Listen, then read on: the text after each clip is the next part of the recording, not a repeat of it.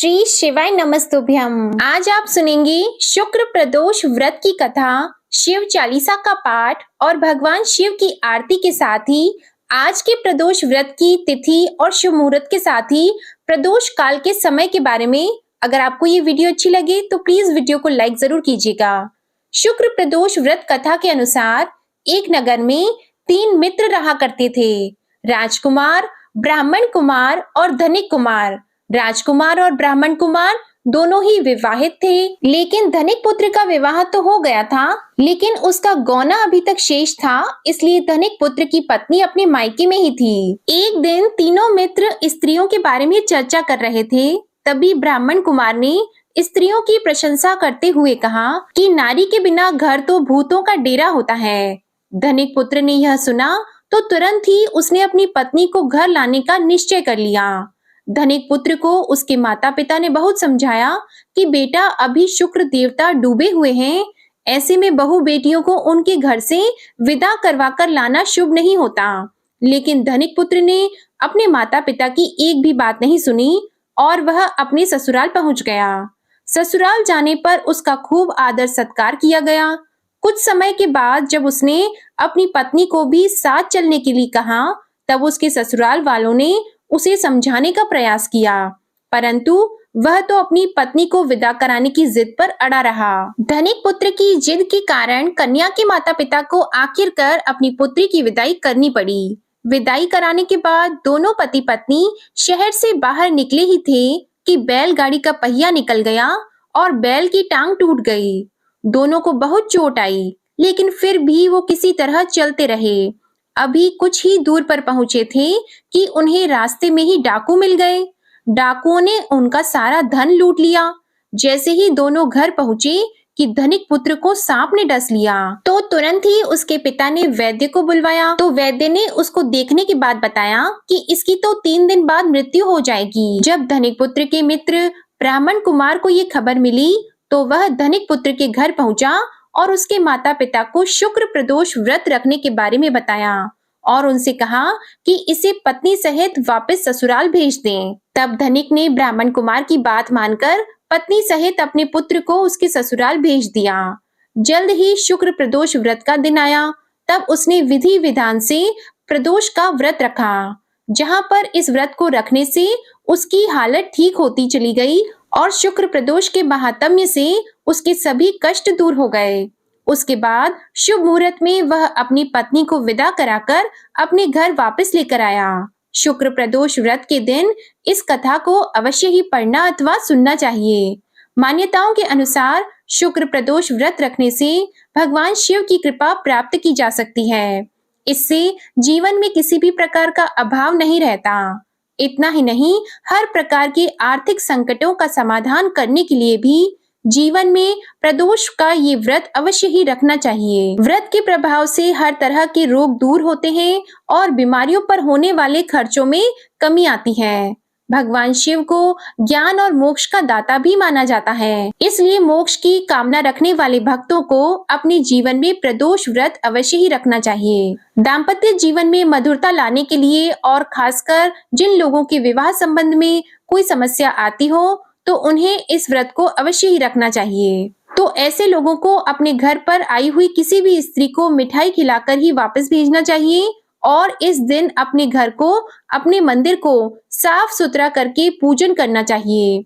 भगवान शिव की पूजा में काले गहरे रंग के वस्त्रों का प्रयोग नहीं करना चाहिए और किसी भी प्रदोष व्रत में यदि हो सके तो सफेद या हल्के गुलाबी रंग के वस्त्रों को धारण करके ही पूजा करनी चाहिए। पूजा हमेशा पूर्व की ओर मुख करके और कुश के आसन पर बैठकर ही करनी चाहिए। व्रत रखने वाले भक्तों को प्रातः काल जल्दी उठकर स्नान आदि से निवृत्त होकर साफ स्वच्छ वस्त्र धारण करके भगवान शिव की मूर्ति या फिर तस्वीर के सामने बैठकर हाथ में जल और पुष्प लेकर व्रत रखने का संकल्प लेना चाहिए।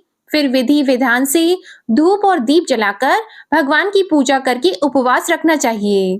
इस उपवास में नमक का सेवन करने से बचना चाहिए। दिन भर उपवास रखें और शाम की पूजा आप विधि विधान से जरूर करें। आपकी जैसी भी सामर्थ्य हो उसके अनुसार भगवान को फलों का, मिठाइयों का भोग लगाएं और अपने सामर्थ्य के अनुसार कुछ न कुछ दान भी जरूर देना चाहिए, क्योंकि किसी भी व्रत की सार्थकता तभी सिद्ध होती है या वो व्रत तभी पूर्ण माना जाता है जब उस दिन आप कुछ न कुछ दान दें। दान देने वाली सामग्री में आप दूध का या दूध से बनी हुई वस्तुओं का, खीर का दान आप कर सकते हैं। प्रदोष काल में अगर 1 लोटा गंगा जल भी शिवलिंग पर अर्पित कर दिया जाए तो उससे भी महादेव जी प्रसन्न हो जाते हैं और अपने भक्तों के सभी दुख दूर करके उनकी झोली खुशियों से भर देते हैं। इस दिन भगवान शिव सहित पूरे शिव परिवार की पूजा की जाती है और इस दिन नंदी बाबा को आप एक मुट्ठी साबुत हरे मूंग अर्पित करें और उनके कान में आपकी जो भी मनोकामना हो उसे कह दें।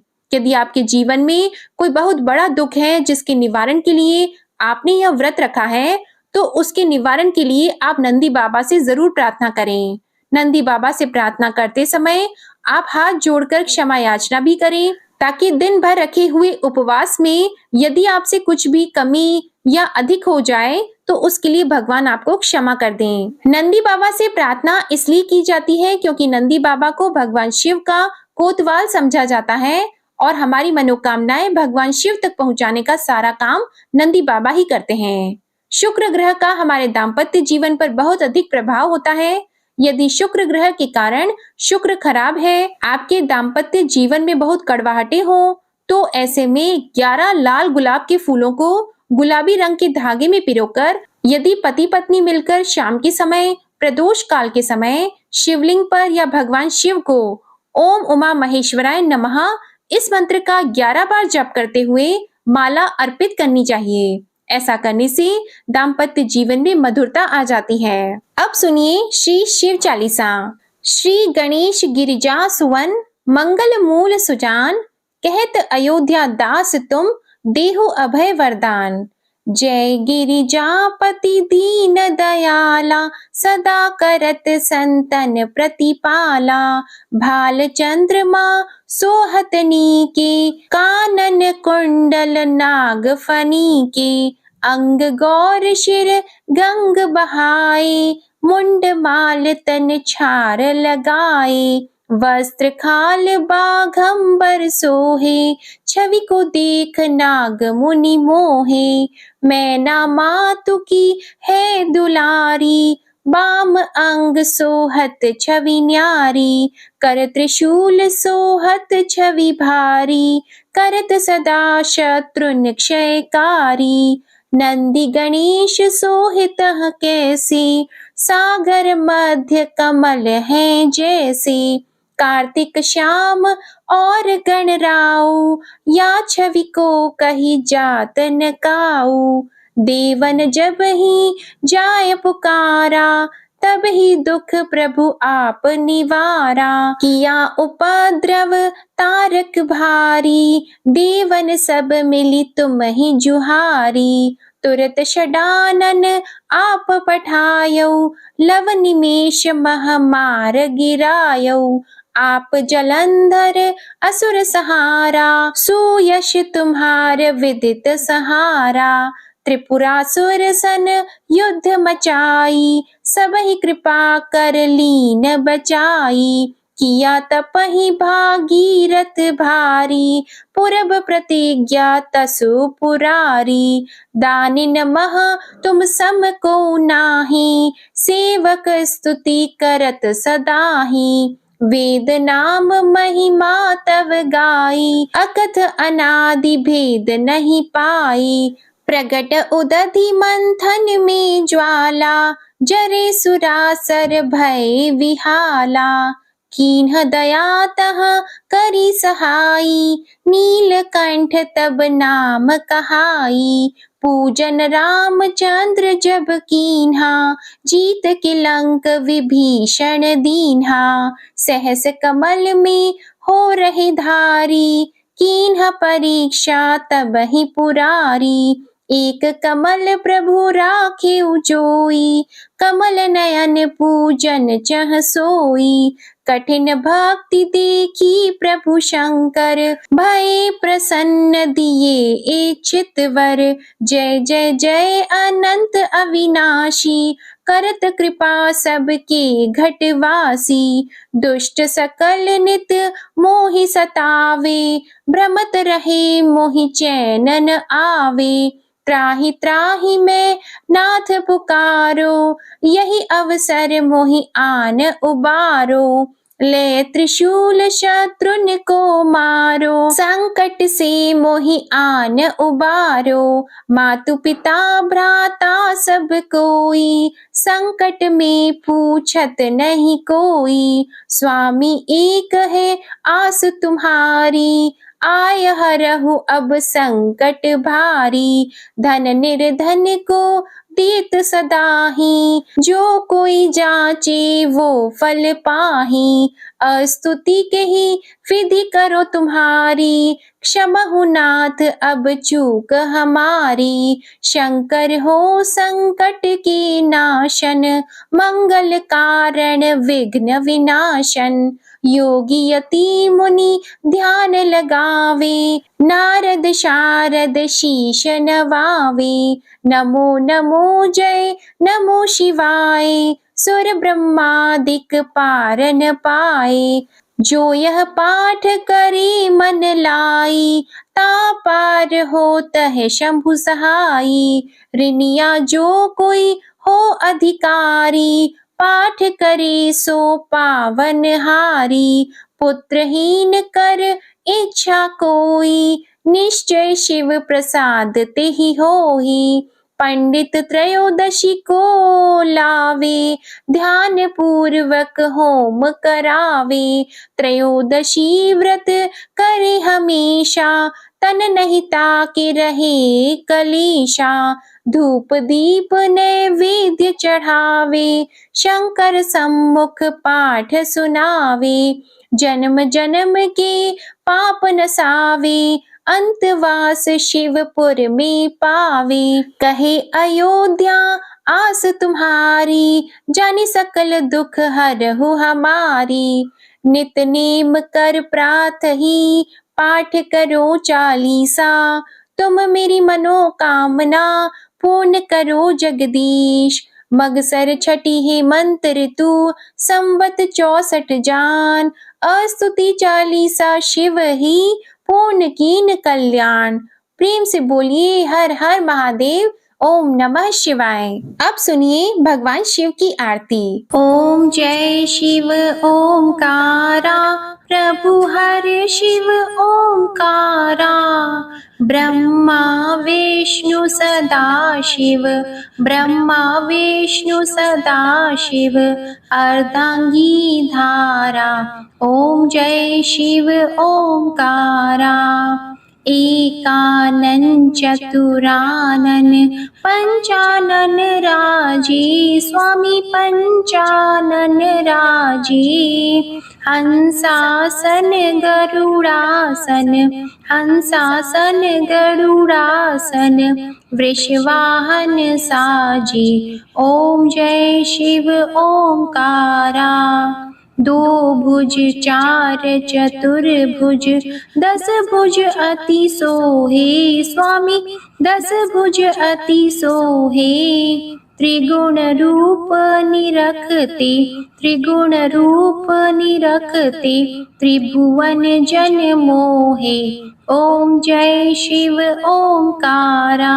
अक्षमाला वनमाला, मुंडमाला धारी। स्वामी मुंडमाला धारी। त्रिपुरारी कंसारी, त्रिपुरारी कंसारी। करमाला धारी, ओम जय शिव ओमकारा।